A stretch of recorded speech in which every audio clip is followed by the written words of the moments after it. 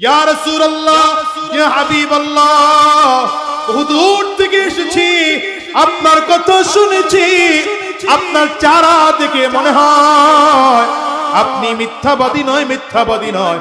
হাতটা বাড়িয়ে দিলাম, আমার হাতটা আপনার হাতের উপরে রেখে দেন, কালিমা পড়িয়ে দেন, মুসলমান হয়ে যাব। আবু যর গিফারি রাদিয়াল্লাহু আনহুর বাণী। কোথায়? মক্কা। কোথায়? কেনান। বনু গিফারি থেকে এসেছেন আবু যর গিফারি রাদিয়াল্লাহু আনহু। এই সময়টা ইসলামের অত্যন্ত সঙ্গীন মুহূর্ত ছিল, ইসলামের অত্যন্ত প্রতিকূল পরিবেশ ছিল। ইসলামের প্রকাশ্যে ইসলামের দাওয়াত দেওয়া নিষেধ, এমনকি আমার নবী কোথায় আছেন, নবীর কাছে কেউ আসা এটাও নিষেধ ছিল, নবীর সন্ধান দেওয়াটা পর্যন্ত নিষেধ ছিল। ও দুনিয়ার মুসলমান, মাত্র 4 জন কালিমা পড়ে মুসলমান হয়েছেন, 4 জন কালিমা পড়ে মুসলমান হয়েছেন। এমনকি মক্কার কাফির মুশরিকরা তাদের নিজস্ব সংসদ ভবনে দারুন নাদওয়ার মধ্যে আইন পাস করেছে, মক্কার বাহির থেকে কোন মানুষ যদি মক্কার মধ্যে আসে আলাদা কোনো বেশি কথা বলবা না, কারণ কথা যদি বলে ফেলো তাইলে সে মুহাম্মদের কথা জিজ্ঞাসা করে ফেলতে পারে, এইজন্য তোমরা কথা বলবা না। আবু যর গিফারি রাদিয়াল্লাহু আনহু মক্কায় ঢুকেছেন। এই রে লম্বা সময় মক্কার পাশে বসে বসে বসে বসে নবীর জন্য অপেক্ষা করতেছেন। আমার নবীকে চেহারায় চিনে না, দেখতে পায় না, কোথায় আমার পয়গম্বর, নবীজিরে পাইলে কালিমা পড়ে মুসলমান হয়ে যাব। সন্ধ্যা হয়ে গেল, রাত হয়ে গেল। হযরত আলী রাদিয়াল্লাহু আনহু মক্কার সামনে দিয়ে যায়, তাকিয়ে দেখেন অপরিচিত একজন মানুষ কাবার সামনে বসা। জিজ্ঞাসা করলেন, ভাই আপনি মনে হয় মক্কার বাসিন্দা নয়? বলে না, আমি তো বহু দূর থেকে এসেছি। খাওয়া দাওয়া করেছেননি? কোনো বলে না, খাওয়া দাওয়ার কোনো ব্যবস্থা হয় নাই। চলেন আমার বাড়িতে চলেন, আমি খাওয়ার ব্যবস্থা করব। খাওয়া দাওয়া কমপ্লিট করাইয়া হযরত আলী রাদিয়াল্লাহু আনহু পাঠায়া দিলেন। জিজ্ঞাসা করতে পারেন না, এতটুকু সাহস ছিল না, এতটুকু পরিস্থিতি ছিল না। কেন আসছেন ভাই মক্কায়, কি কারণে এসেছেন, এই কথা জিজ্ঞাসা করা রাষ্ট্রীয়ভাবে নিষেধ ছিল, এজন্য জিজ্ঞাসা করতে পারেন নাই আলী রাদিয়াল্লাহু আনহু। হায়রে, চলে আসলেন আবু যর গিফারি রাদিয়াল্লাহু আনহু। হযরত আলী দ্বিতীয় দিন আবার কাবার সামনে দিয়ে যায়, তাকিয়ে দেখে আজকে আবু যর গিফারি বসা। ডেকে বলে, ভাই গতকাল তো খাওয়া দাওয়া করিয়েছিলাম, আজকেও আপনার খাওয়া দাওয়া লাগবে নি, খাওয়া দাওয়ার ব্যবস্থা করেছেন নি?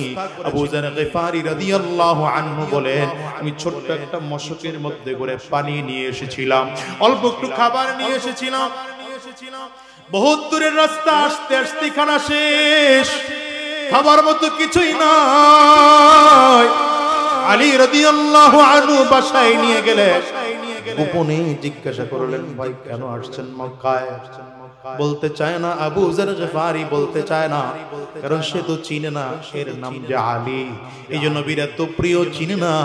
বলে না ভাই, তোমাকে বলা যাবে না, আমি তোমাকে বলতে চাই না, কারণ চিন্তা করলেন যদি নবীর কথা বলি, যদি আবার কেউ আমাকে মারে, নির্যাতন করে, এই জন্য বলেন না, চুপচাপ আছেন আলী রাদিয়াল্লাহু আনহুর কাছে।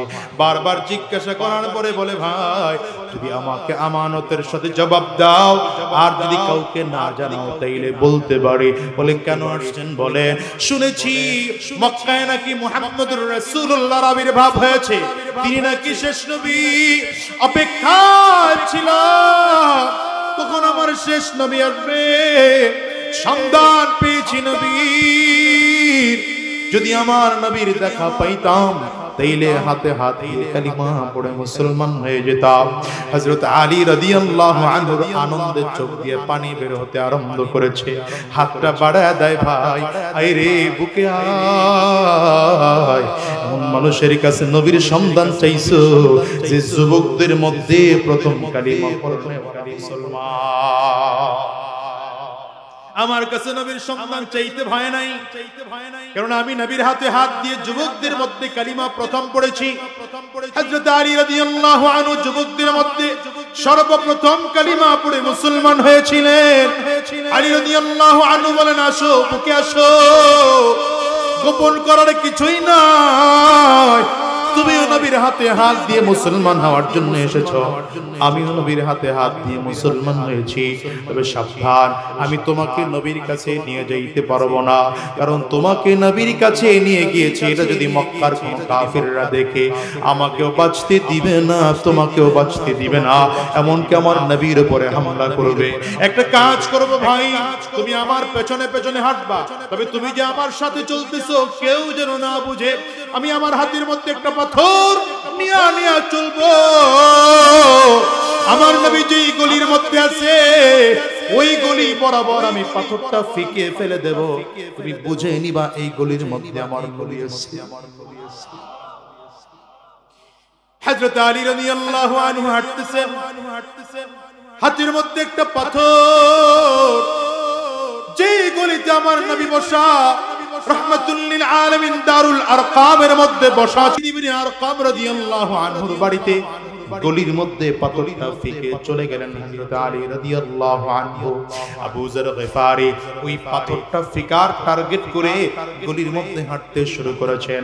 হাঁটতে হাঁটতে গিয়ে তাকিয়ে দেখে আমার নবী ভেতরে বসা।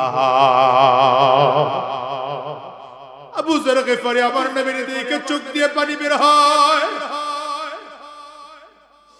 আরে এই নবীর জন্যই তো মা ছেড়েছি, বাবা ছেড়েছি, এই নবীর জন্যই নিজের বংশ ছেড়েছি, এই নবীর জন্যই তো নিজের এলাকা ছেড়ে দিয়ে মক্কায় চলে আসছি। চেহারা আমার নবীর চেহারা দেখেই তো আবু যর গিফারি বুঝে ফেলছে এই চেহারার মানুষ মিথ্যাবাদী হতে পারে না, এই চেহারার মানুষ সত্যিকার আল্লাহর পয়গম্বর। আমার নবীর চেহারা এত সুন্দর ছিল, আম্মা জান আয়েশা সিদ্দিকা রাদিয়াল্লাহু আনহা বলেন, আকাশের চাঁদ আর আমার নবীকে যদি বলা হয়, হায় রে আকাশের চাঁদ আর আমার নবীকে যদি বলা হয়, আকাশের সূর্য আর আমার নবীকে যদি পার্থক্য করা হয়, পার্থক্য হবে না। লানা শামসুন ওয়ালিল আফাকি শামসুন ওয়া শামসি আফজালু শামসিস সামাই ফা ইন্নাশ শামসা তাতলাউ বা'দাল ফাজরি ওয়া শামসি তাতলাউ বা'দাল ইশাই। আম্মা জান বলেন, আসমানের মধ্যে সূর্য আছে, আমার ঘরে আল্লাহ তাআলা এক সূর্য দিয়ে পাঠিয়েছেন। আসমানের সূর্যটা প্রতিদিন ফজরের নামাজের পরে উদিত হয়, আর আমার ঘরের সূর্য প্রতিদিন ইশার নামাজের পরে উদিত হয়। আবু যর গিফারি নবীর সামনে বসেছেন, কথাবার্তা বলেছেন, হঠাৎ করে হাত বাড়িয়ে দিয়েছেন, ইয়া রাসূলুল্লাহ, ইয়া হাবিবাল্লাহ, বহু দূর থেকে এসেছি, আপনার কথা শুনেছি, আপনার চেহারা দেখে মনে হয় আপনি মিথ্যাবাদী নয়, মিথ্যাবাদী নয়। হাতটা বাড়িয়ে দিলাম, আমার হাতটা আপনার হাতের উপরে রেখে দেন, কালিমা পড়িয়ে দেন, মুসলমান হয়ে যাব। এই আবু যর গিফারির বাড়ি পর্যন্ত, সেখান থেকে এসে হিদায়াত পাইছেন, কিন্তু আবু জাহলের বাড়ি নবীজির কাছে হিদায়াত পাইছে। বাতিয়াদা আবি লাহাবি ওয়া তাব মা আগনা আনহু মালুহু ওয়া মা কাসাব সায়াসলা নারান যাতা লাহাব ওয়া ইমরাআতুহু হাম্মালাতাল হাতাব ফি জিদিহা হাবলুম মিন মাসাদ। চিল্লাইয়া আল্লাহু আকবার জোরে বলেন। এই দুনিয়ার মুসলমান শোনো, হিদায়াতের দৌলত একমাত্র কার হাতে? আঙ্গুলটা উঁচা করে চিৎকার করে জোরে বলো। একই কথা বারবার বারবার বারবার করে বলি, হিদায়াত তাকাররারা ফিল কলব। কেন বারবার বলি? দিলের মধ্যে যেন কথাটা গেঁথে যায়। আল্লাহ তাআলা নামাজের মধ্যে হিদায়াত চাওয়া শিখাইলেন, মুনাজাতের মধ্যেও হিদায়াত চাওয়া শিখাইলেন। এইজন্য সাহাবায়ে কেরাম একজন আরেকজনের কাছে হিদায়াত চাইতেন, ভাই আমার জন্য দোয়া করো, আল্লাহ তাআলা যেন আমাকে হিদায়াতের রাস্তায় পরিচালনা করেন। ইহদিনাস সিরাতাল মুস্তাকিম বলেন, ইহদিনাস সিরাতাল মুস্তাকিম।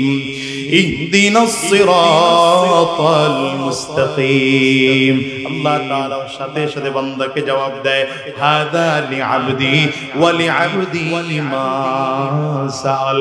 এটা বান্দা নিজের জন্য চাইলো, আর নিজের জন্য বান্দা যা যা চাইলো আমি আল্লাহ বান্দার সব চাওয়াগুলো পূরণ করে দিলাম। এই নামাজের মধ্যে আল্লাহ তাআলা 24 ঘন্টার জন্য শিখিয়েছেন যত রাকাত ফরজ আদায় করবা, লা সালাতা ইল্লা বিফাতিহাতিল কিতাব, সূরা ফাতিহা ছাড়া নামাজ হবে না। যদি ইমামের পিছনে পড়ো তাইলে ইমাম পড়বে, তোমার থেকে ইমামের পড়া আদায় হয়ে যাবে। আর যদি নিজেই ইমাম হও অথবা একা একা নামাজের মধ্যে দাঁড়াও তাইলে সূরা ফাতিহা পড়তে হবে। আল্লাহ বলেন যত রাকাত নামাজ পড়লা, যতবার সূরা ফাতিহা পড়লা, ততবার আমি আল্লাহর কাছে হিদায়াত চাইতে থাকো। আমি আল্লাহর কাছে যত হিদায়াত চাইবা আমি আল্লাহ দিতে থাকবো। কারণ বহু মানুষ এমন হয়ে যায় হিদায়াত পাওয়ার পরেও গোমরা হয়ে যায়, হিদায়াত পাওয়ার পরেও জাহান্নামী হয়ে যায়, হিদায়াত পাওয়ার পরেও কাফির হয়ে যায়, বেঈমান হয়ে যায়। আছে না নাই? চিল্লাইয়া আওয়াজ করে জোরে বলেন। আবার বহুত এমন মানুষ আছে মুসলমানের ঘরে জন্মগ্রহণ করেছে, মুসলমানের ঘরে জন্মগ্রহণ করার পরে এই মানুষটা বেঈমান হয়ে যায়, কাফির হয়ে যায়, মুশরিক হয়ে যায়, মুরতাদ হয়ে যায়। আবার বেঈমানের ঘরে জন্মগ্রহণ করার পরেও পাক্কা সাচ্চা মুসলমান হয়ে যায়। হিদায়াতের দৌলত একমাত্র কার হাতে? আওয়াজ করে চিল্লাইয়া আঙ্গুলটা উঁচা করে জোরে বলেন, আওয়াজ করে বলেন কার হাতে? আরো জোরে কার হাতে? এজন্য রাসূলুল্লাহ সাল্লাল্লাহু আলাইহি ওয়াসাল্লামের হাতেও আল্লাহ তাআলা হিদায়াত রাখেন নাই। নবীজি নিজের চাচা জমিন থেকে যখন বিদায় হয়ে যায়, আবু তালিবের কাছে গিয়ে ডাক দেয়, চাচা কালিমা পড়ে ফেলেন, মুসলমান হয়ে যান, শুধু বলেন লা ইলাহা ইল্লাল্লাহু মুহাম্মাদুর রাসূলুল্লাহ। হ্যাঁ মুসলমান, গোটা পৃথিবীর মানুষের দ্বীনের রাস্তায় চলার প্রধান বাধা দুইটা। একটা হলো নফস, বুঝুন তো এটা কলব, দ্বিতীয় হলো শয়তান। নবীর সামনে শয়তান আসতে পারে না। আমার নবী আবু তালিবের সামনে চলে যাওয়ার পরে শয়তান চলে গেছে, কিন্তু নফসের কারণে আবু তালিব কালিমা গ্রহণ করতে পারে নাই। আবু তালিব ডেকে বলে, ভাতিজা সারাটা জীবন নেতাগিরি করেছে, আমি মক্কা নেতা ছিলাম, কুরাইশ বংশের নেতা ছিলাম, হাজারো মানুষ আমাকে নেতা মেনেছে, জীবনের শেষ বয়সে মৃত্যুর আগে আগে তোমাকে নেতা মেনে জমিন থেকে বিদায় হব, এটা আমার দ্বারা সম্ভব নয়। নবীজির এই কথা বলতে দেরি হলো, রাহমাতুল লিল আলামিন তাকিয়ে আছেন, চাচা কালিমা পড়েন, মুসলমান হয়ে যান, কিয়ামতের ময়দানে সুপারিশ করে জান্নাতে নেওয়ার দায়িত্ব আমি নবীর। ডেকে বলে, ভাতিজা আমার দ্বারা কালিমা গ্রহণ করা সম্ভব নয়। মক্কার মানুষগুলো বলবে সারাটা জীবন নেতাগিরি কইরা জীবনের শেষ বয়সে, জীবনের শেষ বয়সে ভাতিজার ধর্ম গ্রহণ করে ভাতিজাকে নেতা মেনে জমিন থেকে বিদায় হয়েছে। এই কথাটুকু বলতে দেরি হয়, ইসরাঈল আলাইহিস সালাতু ওয়াস সালাম আবু তালিবের সামনে এসে হাজির জান টান দিয়ে কবজ করে নিয়ে যায়। আবু তালিব চিরজীবনের জন্য বেঈমান হয়ে বিদায় হয়ে যায়।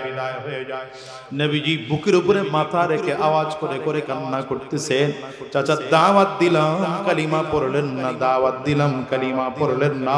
নবীজির চেহারা মলিন, চোখ দিয়ে পানি পড়ে, আফসোস আমার নবী। আল্লাহ তাআলা আয়াত নাযিল করলেন, হাবিব ইন্নাকা লা তাহদি মান আহবাবতা ওয়ালাকিন্নাল্লাহা ইয়াহদি মান ইয়াশা। আপনি মুহাব্বত করলেই তো কাউকে হেদায়েত দিতে পারবেন। নবী আল্লাহ নবীকে বলছেন, আপনি মুহাব্বত করলেই তো চাইলে কাউকে হেদায়েত দিতে পারবেন না। মুহাব্বত তো আমারও করা লাগবে। আল্লাহ বলেন, আপনি চাইলে কাউকে হিদায়াত দিতে পারবেন না, আমি আল্লাহ যাকে চাইবো তাকে হিদায়াত দান করব। এজন্য বলি যুবক, কত মানুষ এমন আছে প্রত্যেকটা ওয়াজ মাহফিলে যায়, ওয়াজ মাহফিলের একটা বয়ান মিস করে না। দেখলে দেখা যাবে বাবাও ফুল পাক্কা নামাজি, মা নামাজি, কিন্তু আল্লাহর বান্দা বেঈমান হয়ে দুনিয়ায় চলতেছে, আছে না নাই বলো? মালিকের কাছে এই জন্য মাঝে মাঝে রাতের বেলায় উঠে হিদায়াত চাইবা, আল্লাহ হিদায়াত দাও, দুনিয়া আর কিছুই চাই না। এটা অনেক বড় দৌলত, অনেক বড় দৌলত, চমৎকার বড় দৌলত। এটা সবাই আল্লাহ দেন না। যদি দিতেন তাইলে আমরকে আল্লাহ হিদায়াত প্রাপ্ত বানাইতেন না। আবু তালেবের পরিবর্তে আমার নবী আমর রাদিয়াল্লাহু আনহু তো দূরে, আবু জাহল তো আমার নবীর কাছের ছিল। আবু জাহলের বাড়িটা তো একদম নবীর সামনে ছিল, বরঞ্চ কাবায় যারা কাবায় গিয়েছেন দেখবেন মক্কাতুল মুকাররমা থেকে আমার নবীর বাড়িটা যত দূরে, আবু জাহলের বাড়িটা অত দূরে না। আবু জাহলের বাড়ি কাবা থেকে আরো কাছে, আমার নবীর বাড়িটা আরেকটু দূরে। এত কাছে থাকার পরেও আবু জাহল বের হলে নবীকে দেখতেন, নবী বের হলেন আবু জাহলকে দেখতেন। এত কাছে থাকার পরেও ঈমান নসিব হয় নাই, ঈমান নসিব হয় নাই। অথচ হিসাব করে দেখো আবু বকর সিদ্দিক রাদিয়াল্লাহু আনহুর বাড়ি আমার নবীর থেকে একটু দূরে। আবু বকর সিদ্দিক কালিমা পড়ে মুসলমান হয়ে গেলেন, জান্নাতের মেহমান হয়ে গেলেন। ওমর ফারুক রাদিয়াল্লাহু আনহুর বাড়ি নবীজির কাছ থেকে আবু জাহলের তুলনায় দূরে ছিল। হযরত ওমর ফারুক রাদিয়াল্লাহু আনহু কালিমা পড়ে মুসলমান হয়ে গিয়েছেন। কি নাম থেকে এসেছে? বনি গিফার গোত্রের আবু যর গিফারি রাদিয়াল্লাহু আনহু কত দূর থেকে আসছে, কালিমা পড়ে মুসলমান হয়ে যায়। ইসলামের ৫ম নম্বর কালিমা পড়নে ওয়ালা মুসলমান আবু যর গিফারি রাদিয়াল্লাহু আনহু। আল্লাহু আকবার। আবু জাহল বাড়িতে বৈশা দাওয়াত পাইছে, নবীজির কণ্ঠের তিলাওয়াত শুনেছে। নবীজি কাবায় দাঁড়িয়ে দাঁড়িয়ে নামাজ পড়লে সেটা আবু জাহলের কানে আসতো।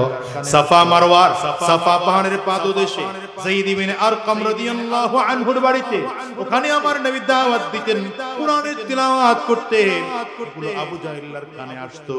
কিন্তু আল্লাহ বলেন খাতামাল্লাহু আলা কুলুবিহিম ওয়া আলা সামঈহিম ওয়া আলা أبصارهم غشاوة ولهم عذاب عظيم।